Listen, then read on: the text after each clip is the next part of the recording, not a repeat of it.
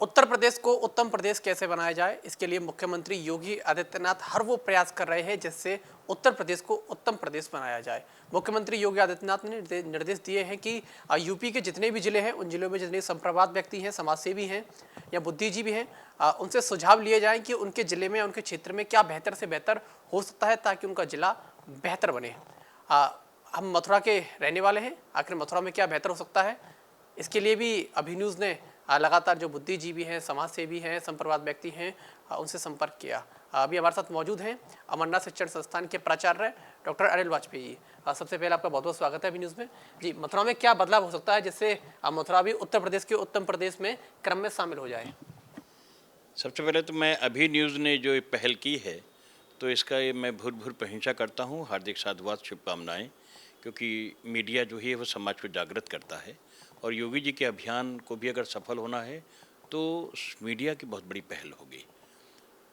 जो भारत देश है वो राम और कृष्ण के नाम से जाना जाता है। राम और कृष्ण नहीं है तो भारतीय संस्कृति नहीं है, ना धर्म है, ना दर्शन है। और हमारा उत्तर प्रदेश वासियों का सौभाग्य है कि राम और कृष्ण हमारी इस भूमि पर घुटनों के बल चले, मिट्टी खाई, और उसमें भी वो दो स्थान हैं, अयोध्या और मथुरा। मथुरा में जो भी आते हैं लोग, वो मूलतः चाहे जितने भी चाहे शैव हो, चाहे वैष्णव हो, चाहे अन्य संप्रदाय के लोग हों, तो मुख्यतः ये एक तीर्थ स्थल है, धार्मिक स्थल ही है। और यहाँ लोग उसी भाव के साथ में, पूजा अर्चना के भाव से आते हैं। मैं पिछले वर्षों से देख रहा हूँ, पिछले कई वर्षों से देख रहा हूँ कि मथुरा में जो लोग आते हैं वो जब लौटते हैं तो बहुत निराश होते हैं। कहते हैं हमको बहुत गंदगी के दर्शन मिले, बहुत भीड़ थी, बहुत ट्रैफिक था। और मथुरा की पहचान क्या है? मथुरा के मंदिर, उसके साथ हम मथुरा में जो यमुना जी हैं, जो शाश्वत प्रतीक हैं कि इस यहाँ पर भगवान श्री कृष्ण रहे, तो वो यमुना जी के घाट हमारे, यमुना जी के घाटों की दुर्शा किसी से छिपी नहीं है। साथ साथ में शहर की जो दुर्शा है वो किसी से छिपी नहीं है। तो मथुरा शहर के अंदर मैं समझता हूँ जितने लोग यहाँ के वासी हैं, लगभग इतने ही लोग बाहर के यहाँ पर हर दिन आते होंगे, जो कि धार्मिक विभिन्न संप्रदाय, चाहे वो गायत्री तपोवन का वो अभियान हो, चाहे वो इस्कॉन का हो, चाहे उसके साथ बाबा जय गुरुदेव का जुड़ा हुआ हो, चाहे जैन धर्म का हो, चाहे शैव हो, वैष्णव हो, म्यूजियम है ही। तो बहुत सारे लोग बाहर से आते हैं तीर्थयात्री के रूप में, बड़ी भावनाओं के साथ में मथुरा वृंदावन। तो मेरा सुझाव ये है कि मैं दक्षिण भारत जाता हूँ तो मैं वहाँ पाता हूँ कि रात के 11 बजे के बाद सड़कों की सफाई शुरू होती है और सुबह 4 बजे के पहले तक, और ड्रेस में पहने करते सुबह 4 बजे तक पहले तक आपको सारी सड़कें साफ मिलेंगी। हमारे यहाँ दृश्य क्या होता है कि जब सुबह नहा धो के आदमी स्नान करके निकलता है तो सबसे पहले उसको झाड़ू का सामना करना पड़ता है, जो सफाई कर्मचारी झाड़ू लगा रहे होते हैं। बाजारों में आजकल नगर निगम का अभियान है, रात को नगर निगम साफ सफाई अभियान चलाता है कृष्णनगर क्षेत्र में, भूतेश्वर पे रात को सफाई कर्मी लगाए हैं, इसीलिए नगर निगम ने। चलिए, बहुत अच्छा, बहुत अच्छा है। अगर ऐसा है तो बहुत अच्छी शुरुआती हुई है। उसके साथ साथ में फिर जो सड़कें हैं वो साफ़ होना बहुत ज़रूरी है, जो बाहर के लोग आते हैं। फिर जो ट्रैफिक यहाँ का है, जो बाहर के लोग आते हैं वो ट्रैफिक से बहुत परेशान होते हैं। इसको तो पुराने शहरों की, जितने भी सांस्कृतिक शहर हैं, उनकी समस्या है कि उनकी गलियाँ छोटी हैं, सड़कें छोटी हैं, बसावट हज़ारों वर्ष पुरानी है, लेकिन आज के समय आबादी बढ़ गई है।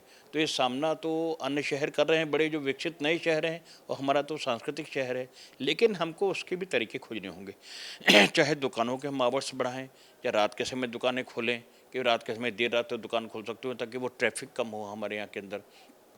तो ये सुविधा होनी चाहिए यात्रियों के लिए। सफाई की सबसे ज़्यादा उनको समस्या सफाई की आती है। तो सुंदर सजा हुआ शहर हो, मथुरा वासियों की जिम्मेदारी है, लेकिन इसमें निश्चित रूप से प्रशासन दोषी है।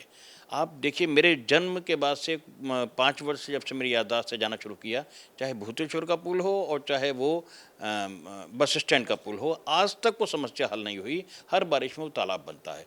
टेक्नोलॉजी के मामले में हम कहाँ से कहाँ पहुँच गए। हम देश चौथे नंबर पे आ गया विश्व की मजबूत अर्थव्यवस्था पे। तकनीक कहाँ बढ़ गई, हमारी समस्या वहाँ की तहाँ है।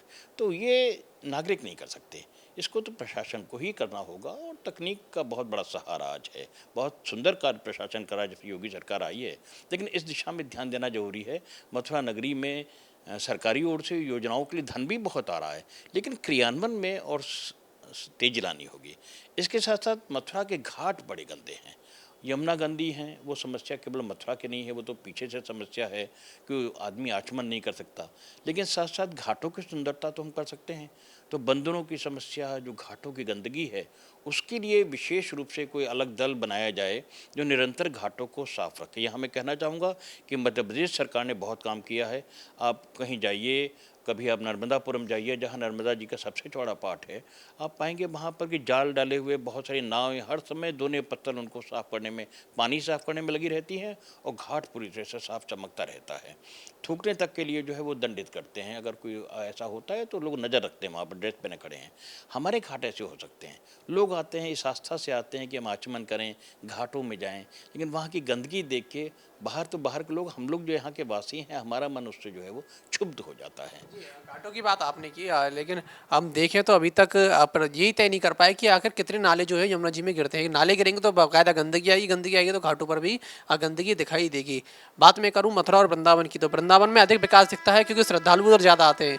मथुरा की बात करें तो अगर तुलना करें तो वृंदावन में जितने श्रद्धालु आते हैं उतने मथुरा आने में 7 दिनों में जितने श्रद्धालु मथुरा में आएंगे उतने एक दिन वृंदावन में आ जाते हैं। तो वृंदावन का विकास भी देखने को मिल रहा है। तो कहीं ना कहीं मथुरा भी अछूता रह रहा है विकास से, इसलिए क्योंकि श्रद्धालुओं की संख्या कम है, वृंदावन में कहीं ज़्यादा है।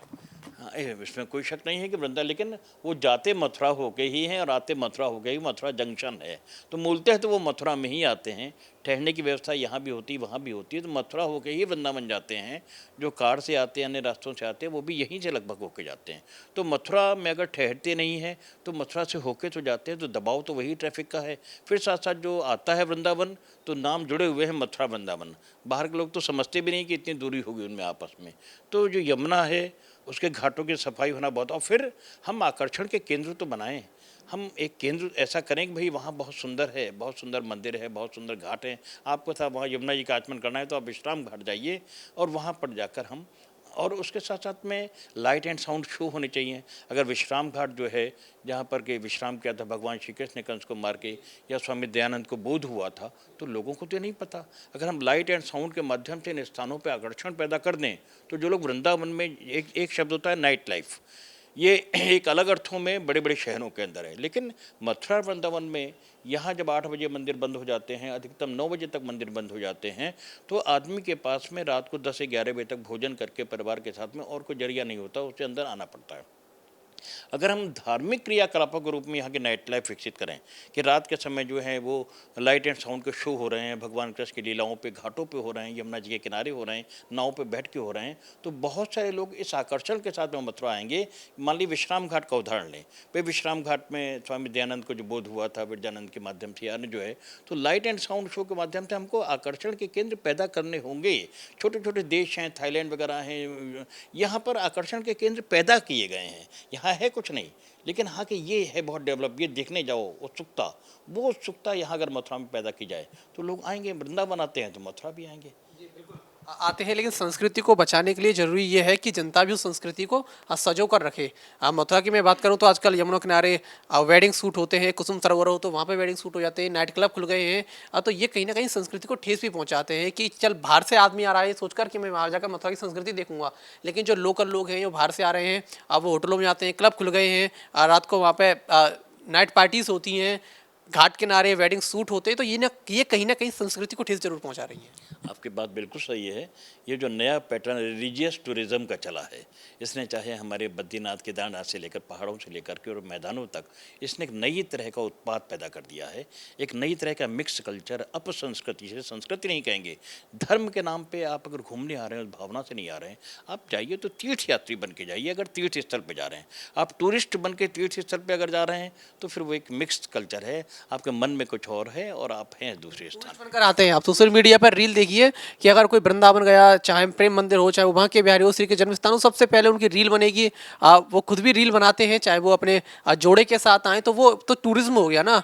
आपकी भगवान के प्रति भावना तो रही नहीं कि आप बांके बारीक दर्शन कीजिए, श्री कृष्ण जन्म दर्शन कीजिए और आप वीडियो रील फोटो ना खींचें। बिल्कुल वीकेंड बनाने आते हैं, बल्कि दिल्ली के तो हम आप जानते हैं कि दिल्ली के लोग तो एनसीआर के लोग वीकेंड बनाने आते हैं कि हम लोग संडे को जो है वीकेंड बना लें।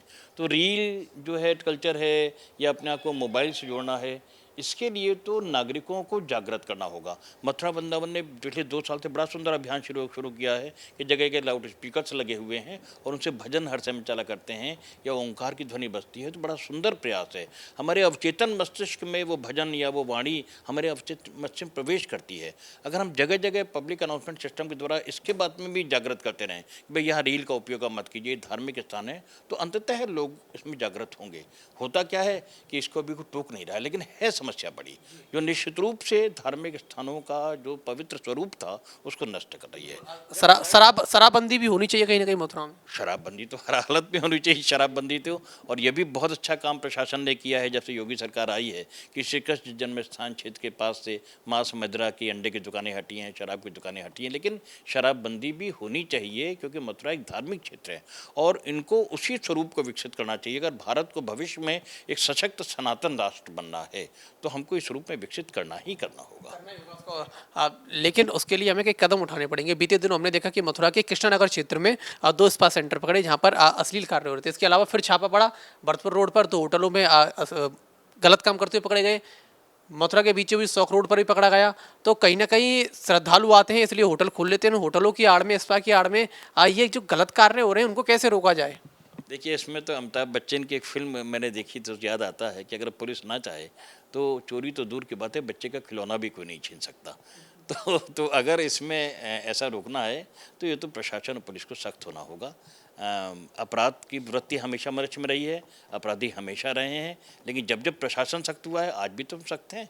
और देखिए उत्तर प्रदेश कितना सुधर गया, थोड़ा और गहराई में जाएंगे तो ये सब चीज़ें भी खत्म हो जाएंगी।